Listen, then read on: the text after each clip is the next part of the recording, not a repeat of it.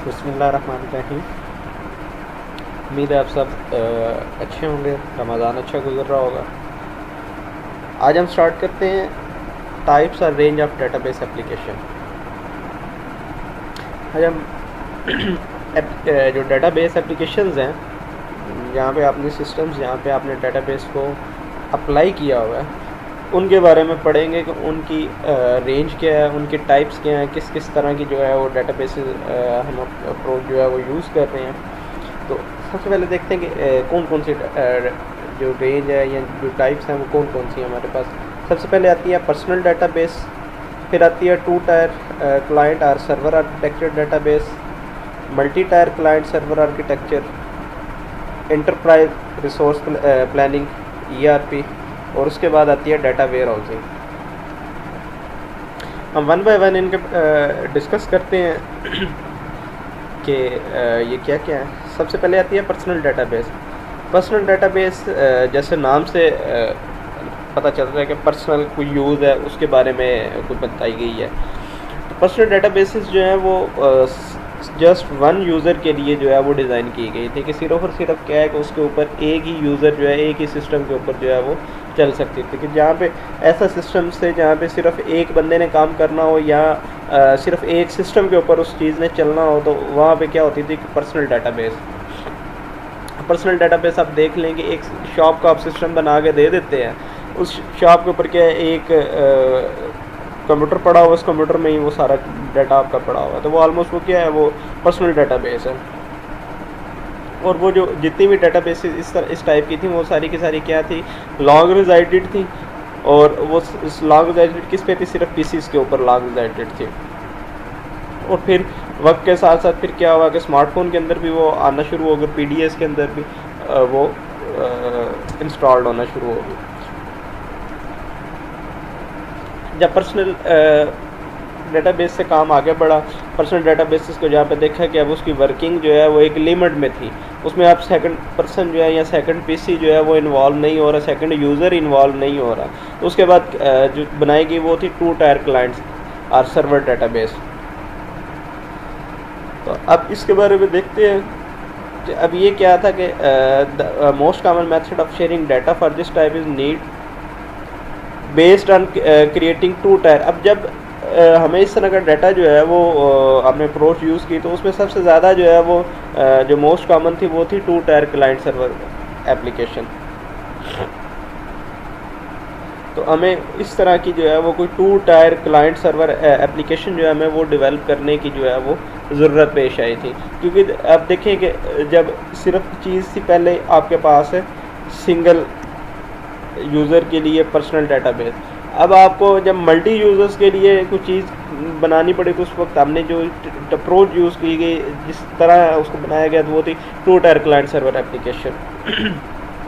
अब two tier client server application में क्या होता है कि जितने भी मेंबर हैं उनका जो है वो क्या होता है, एक वर्क ग्रुप बन जाता है। और पूरे वर्क ग्रुप के अंदर क्या है कि हर जो यूज़र है उसके पास एक कंप्यूटर पड़ा होगा। उस एक कंप्यूटर को क्या किया जाता है कि जो वायरलेस आपके साथ ये जो लैन है, आपकी घरों के अंदर जो इंटरनेट की तार आ रही होती है, जो मॉडेम से लेके आपके पीसी तक लगती है, इस तरह जो है ना वो लाइन के ज़रिए यहाँ जो वायरलेस हैं, अब जैसे TP-Link या इस तरह के जो राउटर्स हैं, उनके ज़रिए क्या किया जाता था, उन सारे कंप्यूटर्स को जो है वो लिंक कर दिया जाता था एक दूसरे के साथ। जैसे आजकल अप्रोच यूज़ की जा रही है, लिंकिंग करने के, नेटवर्किंग की जो अप्रोच यूज़ की जा रही है, उस पर क्या होता था कि आपका जितने सिस्टम्स हैं वो सारे के सारे क्या हैं, एक दूसरे के साथ या तो वायर के ज़रिए कनेक्टेड है, या फिर वो जो भी आप राउटर यूज़ कर रहे हैं, TP-Link का यूज़ कर रहे हैं, कोई भी राउटर यूज़ कर रहे हैं वाईफाई, तो उसके ज़रिए से क्या होता था कि सारे सिस्टम्स जो हैं वो एक दूसरे के साथ लिंक हो जाते हैं। अब ये एक एग्जांपल देखें कि आपके पास ये एक डेवलपर है, ये डेवलपर है, फिर प्रोजेक्ट मैनेजर है, लाइब्रेरियन, यानी जितने आपके कंप्यूटर्स उस एक पर्टिकुलर एरिया के अंदर जो पड़े हुए हैं, उन सबको आपने क्या किया, लोकल एरिया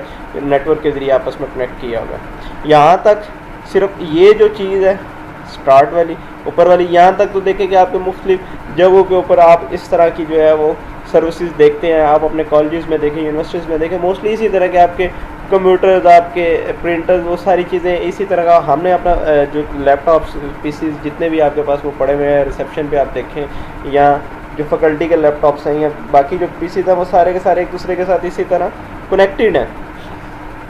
अब आज इसमें 2 टायर के अंदर क्या, डेटाबेस के अंदर क्या, फिर यहाँ पे क्या होता था कि ये सारे पीसीज कनेक्टेड हैं एक डेटाबेस सर्वर के ज़रिए, और उस डेटाबेस सर्वर का जो है वो एक पूरा वर्क ग्रुप डेटाबेस बना हुआ है, यानी इसने भी कोई डेटाबेस को एक्सेस करना, उस चीज़ में से कोई चीज़ करने, तो वो डेटाबेस सर्वर से होता हुआ इस डेटाबेस को एक्सेस करेगा। प्रोजेक्ट मैनेजर है तो उसने भी क्या करना है, इस डेटाबेस सर्वर से हो के इस वर्क ग्रुप से वो चीज़ें कलेक्ट करेगा। अब आपको ये पता चल गया कि ये क्या हुआ, ये पूरे का पूरा एक वर्क ग्रुप है, और वर्क ग्रुप का क्या है, एक डेटाबेस बनी हुई है जिसके ज़रिए से वो सारा सिस्टम चल रहा है। अब वो सिस्टम तो चल गया, लेकिन ज़ाहिर बात है कि कहीं ना कहीं तो क्योंकि वो भी इनिशियल स्टेजेस पे था, तो उसके बाद अब उसके कुछ ना कुछ ड्रॉबैक्स भी आएंगे। तो उसका जो एक ड्रॉबैक था वो ये था कि ये थिक क्लाइंट यूज़र इंटरफेस था। थिक क्लाइंट यूज़र इंटरफेस आप देखें कि यहाँ पे जब 3-4 पीसीज हो तब तक तो ये काम ठीक है, लेकिन जब पीसीज की तादाद बढ़ती जाए तो फिर स्पीड के ऊपर भी डेफिनेटली फ़र्क आएगा, और बहुत से मसाइल आना स्टार्ट हो जाता है। तो इसका ये मसला था, ये थिक क्लाइंट यानी इसके साथ बहुत ज़्यादा पीसीज जो है वो जुड़ना शुरू हो गए थे, और उस वजह से आप देखें कि इतनी जो है ना वो बिज़नेस लॉजिक भी अच्छी नहीं है। आपका सिस्टम किसी एक जगह पे भी डाउन हो, आपके लिए तो नुकसान आ गए, या किसी जगह पे आपका सिस्टम स्लो हो जाए, आपके लिए बिज़नेस पॉइंट ऑफ व्यू से उसके लिए मसला बन जाएगा। और फिर इसमें यह था कि आपके पास जो पावरफुल पीसीस थे वो क्या थे, वो आपके क्लाइंट साइड पे थे। अब आपके पीसीस जितने भी हम क्लाइंट साइड पे थे, और उसके एक और ड्रॉबैक ये था कि each time there is a change, और फिर जब कभी भी आपके पास आता था आपने कोई चेंज करनी है, आपने किसी एक जगह पे कुछ चेंज की या कोई बिजनेस लॉजिक में कुछ चेंजेस की है यहाँ पे आपने, तो उससे क्या होता था कि each client computer data application need to be updated, कि जो भी क्लाइंट कंप्यूटर थे उनको अब क्या करना पड़ रहा था, अभी आपके क्लाइंट कंप्यूटर है तो उसमें क्या करना पड़ता था, हर एक में जाके वो चेंज करनी पड़ती थी।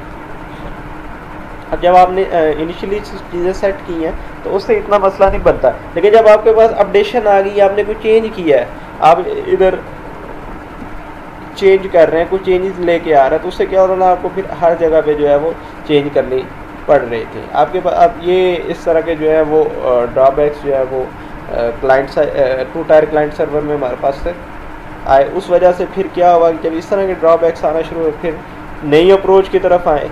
तो फिर वो अप्रोच क्या थी, वो थी multi tier client server databases या 3 टायर क्लाइंट सर्वर डेटाबेसेस। अब वो उन सारी जो पीछे हमने 2 टायर क्लाइंट सर्वर डेटाबेस में जो है वो हमने देखा कि वो रिस्ट्रिक्शंस थी, वो ड्रॉबैक्स आ रहे थे, वो प्रॉब्लम्स हमें फेस करना पड़ रही थी। तो वो सारी प्रॉब्लम्स को देखते हुए मॉडर्न एप्लीकेशंस को क्या हुआ कि ऐसी सपोर्ट चाहिए थी कि जो लार्ज नंबर ऑफ़ यूज़र्स को जो है वो सपोर्ट करेगी। नहीं, अब आपके पास अगर यूज़र्स बहुत ज़्यादा भी हों, कंप्यूटर्स बहुत ज़्यादा भी हों, सिस्टम्स बहुत ज़्यादा भी हों, तब भी आपको मसला ना बने, आपका सिस्टम जो है वो उसी तरह उसी स्पीड से वर्क करता रहे। तो इन सारी चीज़ों को देखते हुए फिर क्या हुआ, मल्टी टायर क्लाइंट सर्वर या 3 टायर क्लाइंट सर्वर जो है वो बनाया गया। अब इस 3 टायर क्लाइंट, इसको 3 टायर इसलिए कहा जाता है कि इसमें 3 तरह की जो है वो 3 आर्किटेक्चर हैं, इन 3 चीज़ों के ऊपर ये कंसिस्ट कर रहा है। उनमें क्या है, सबसे पहले क्या है क्लाइंट इंटरफेस, फिर आ जाता है एप्लीकेशन सर्वर, और फिर क्या है डेटाबेस सर्वर। इन 3 चीज़ों को मिल के हम इसको जो है वो multi tier client server database को हम अक्सर 3 टायर क्लाइंट सर्वर डेटाबेस भी कहते हैं।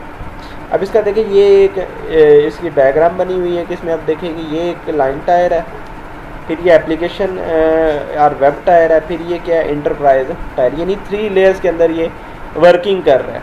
अब वर्किंग किस तरह हो रही है हम ये देखते हैं। अब मल्टी टायर के अंदर क्या हो रहा है, मल्टी टायर में एक आपका टोटल जो सिस्टम है वो वेब के ऊपर चला जाता है। आपका वेब के ज़रिए से आपका ये सारा काम स्टार्ट हो जाता है। अब देखें कि आपके पास एक ब्राउज़र पे आप काम कर रहे हैं। क्लाइंट टायर में आप देखें ये एक ब्राउज़र पे बैठा हुआ है बंदा, ये एक ब्राउज़र पे बैठा हुआ है, ये एक ब्राउज़र पे बैठा हुआ है। अब ये देखें, ये अकाउंट पेएबल प्रोसेसिंग है, कैश फ्लो एनालिस्ट है, और ये क्या है कस्टमर सर्विस रिप्रेजेंटेटिव। अब आप देखें कि ये एक ब्राउज़र पे एक बंदे बैठे हुए हैं। अब ये क्या कर रहे हैं, database of vendors, purchase order, vendor invoices, ये जो भी काम कर रहे हैं, कोई परचेज ऑर्डर को कोई परचेज कर रहा है, कस्टमर कर रहा है, कुछ कर रहा है, इनवॉइसेस को कर रहा है, कुछ जो भी कर रहा है काम, वो क्या होगा, वो सीधा क्या है, वेब सर्वर के ऊपर चला गया। ठीक है, इसका इंटरेक्शन जो है वो डायरेक्ट एक अपने घर पे बैठा हुआ है, जिधर मर्जी बैठा हुआ है, वेब सर्वर के जरिए एप्लीकेशन का जो वेब सर्वर है उसके ऊपर चला गया। वो अगर परचेजिंग करता है, परचेजिंग करेगा, तब भी वो सारी चीज़ें क्या है, एप्लीकेशन जो इसने बनाई हुई है या जो वेब सर्वर है, वेब सर्वर के ऊपर चली जाएगी। फिर क्या है, आपका कैश फ्लो एनालिस्ट है, जो उन चीज़ों को मैनेज कर रहा है, database of customer receipts and other and our payments to vendor, कि आपकी जो भी पेमेंट्स हैं वो सारी, और जो चीज़ें हैं वो क्या है, वो सारी की सारी जो आपकी एप्लीकेशन थी या जिसके जरिए, जिस वेब के जरिए आप कर रहे थे, या जो आपका वेब सर्वर है उसके ऊपर चली जाएगी रिक्वेस्ट। और फिर ये जो आपकी कस्टमर सर्विस रिप्रेजेंटेटिव है, जो आपको मुख्तलिफ सर्विसेज को, ये इशूज़ या इन चीज़ों का हल कर रहा है, वो भी क्या है, उसके पास वैसे कोई लोकल डेटाबेस नहीं है, वो भी क्या है, ऑनलाइन जो है आपका रिस्पांस, ये जो कस्टमर रिस्पांस कर रहा है, कुछ कर रहा है, उसके ज़रिए से वो इसके ऊपर वेब टायर के अंदर जो आपका सेकंड नंबर पे जो आ रहा था टायर के, जिसके अंदर ये सारी वर्किंग हो रही, वो क्या थी, आपकी वेब सर्वर थी, आपका एप्लीकेशन था।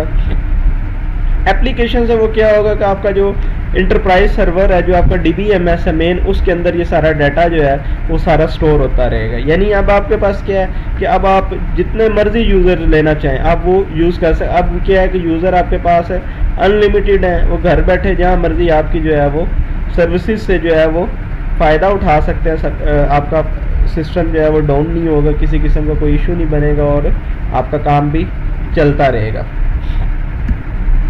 अब नेक्स्ट हमारे पास आता है ERP, इंटरप्राइज रिसोर्स प्लानिंग।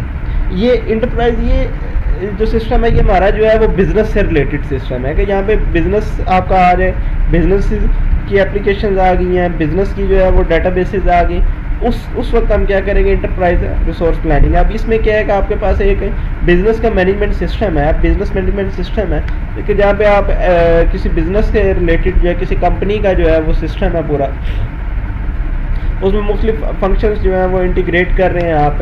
अब वो फंक्शंस कौन कौन से हैं, वो आपकी मैन्युफैक्चरिंग के हैं, वो आपकी सेल्स क्या है, वो आपका फाइनेंस क्या है, वो आपकी मार्केटिंग क्या, इन्वेंट्री क्या, अकाउंटिंग क्या, ह्यूमन HR क्या है। अब आप ये सारे के सारे देखें इन ऑप्शंस को, तो ये आपकी क्या है, एक वर्किंग है जो आपके बिजनेस से रिलेटेड जो आपकी वर्किंग चल रही है। ये आपकी क्या, कोई कंपनी है तो उसका क्या, मैन्युफैक्चरिंग डिपार्टमेंट अलग है, सेल्स का डिपार्टमेंट अलग है जो सेल्स से रिलेटेड कर रहा है, फिर फाइनेंस का डिपार्टमेंट है वो अलग है, मार्केटिंग जो कर रहा है वो डिपार्टमेंट अलग है, इन्वेंट्री का वो अलग है, अकाउंटिंग, यानी इस तरह के सारे डिपार्टमेंट से अलग अलग वर्किंग कर रहे हैं। फिर ERP क्या है, ERP सिस्टम क्या है कि वो क्या है, वो एक सॉफ्टवेयर एप्लीकेशन है। अब वो सॉफ्टवेयर एप्लीकेशन क्या कर रही है कि आपको एक प्रोवाइड कर रही है कि data necessary for the enterprise to examine and manage it activities, कि ये जो एंटरप्राइज एक्टिविटीज़ हैं, ये सारी जो मैन्युफैक्चरिंग की हैं, सेल्स की हैं, फाइनेंस की, इन सारी एक्टिविटीज़ को क्या है, वो एग्जामिन करने और इनकी एक्टिविटीज़ को मैनेज करने के लिए जो आपको चीज़ प्रोवाइड कर रहा है, वो आपके पास क्या है, ERP सिस्टम है। यानी एक सिंपली एक एप्लीकेशन के जरिए आप ये सारी चीज़ें जब मैनेज कर रहे होगे, इन सारी चीज़ों के ऊपर आपका कंट्रोल होगा, आप सब कुछ चेक कर रहे होगे, तो वो क्या आपके पास है, ERP सिस्टम है। अब सबसे एंड पे आ जाती है data warehouse. Data warehouse में क्या है कि an integrated decision support database. अब इंटीग्रेटेड है मतलब आपने सेट कर दी, उसका क्या काम है कि वो डिसीजन सपोर्ट डाटाबेस है, कि आप उस डाटाबेस के ज़रिए से कोई डिसीजन ले सकते हैं। आपके पास पूरा कह लेंगे एक आपके पास रिकॉर्ड आ जाता है, उस रिकॉर्ड को देखते हुए आप कोई ना कोई डिसीजन ले सकते हैं। उस content is derived from various operational databases.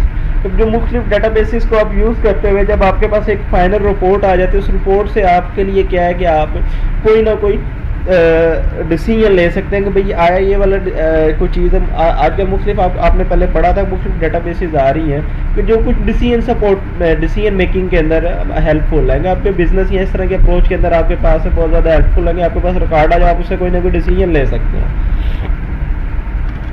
अब ये एक समरी है कि इसमें आप देखेंगे कि नंबर ऑफ़ यूज़र्स कितने हो सकते हैं, फिर उनका एक टिपिकल साइज़ जो है वो डेटाबेस का वो क्या है। अब देखते हैं कि सबसे पहले आती थी हमारे पास पर्सनल डेटाबेस। पर्सनल डेटाबेस में जो नंबर ऑफ़ यूज़र्स थे वो जस्ट 1 था, और इसका जो साइज़ था वो जस्ट MBs में था, मेगाबाइट्स में था। फिर आ जाता हमारे पास 2 tyre database application. 2 tyre application में क्या है कि हमारे पास 5 से 100 जो यूज़र है वो कर सकते हैं। आपको बताया भी क्या था कि थिक यूज़र्स था डेटाबेस थे। अब इसमें क्या है कि हमारे पास MBs से GBs तक डाटा जो है वो हम स्टोर कर सकते हैं। उसके बाद आती थी 3 टायर या मल्टी टायर। इसमें हमारे पास 100 से लेके 1000 तक जो हम यूज़र जो है वो डील कर सकते हैं, और ये डाटा जो है इसमें वो GBs के अंदर होगा। फिर हमारे पास जो आता था बिजनेस से रिलेटेड वो था ERP, एंटरप्राइज रिसोर्स प्लानिंग। ये इसमें हमारे पास मोर देन 100 आपके पास अनलिमिटेड है, ये GBs और टेराबाइट्स के अंदर आपके पास है डाटा, आप इसमें सेव कर सकते हैं। फिर उसके बाद डाटा वेयर हाउस है, इसमें भी मोर देन 100 यूज़र जो है वो कर सकते हैं, और ये टेराबाइट से पीटाबाइट्स तक आप इसमें डाटा स्टोर कर सकते हैं। ये था हमारा आज का लेक्चर।